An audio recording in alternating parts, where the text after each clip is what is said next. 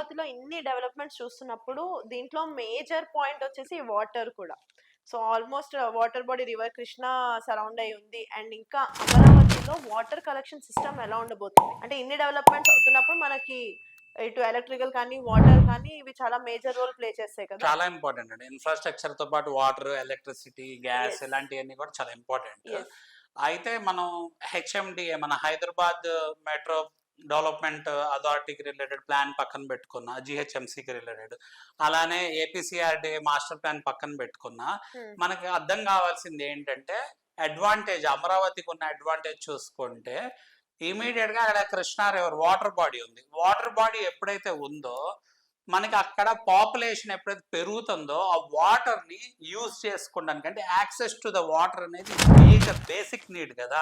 So ఎప్పుడైతే water problem వచ్చే situation అక్కడ ఎలిమినేట్ అయిపోయింది.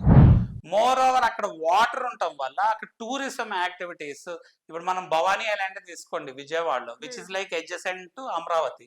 సో అలాంటి డిఫరెంట్ ఐలాండ్స్ లేకపోతే టూరిజం హబ్స్ అన్ని రాబోతున్నాయి. ప్లస్ ఏంటంటే ఇన్లాండ్ వాటర్ వేస్ 4 కూడా ఉంది, అది సెంట్రల్ గవర్నమెంట్ కి రిలేటెడ్. అంటే మీరు డ్రెడ్జింగ్ తీసుకొని అక్కడ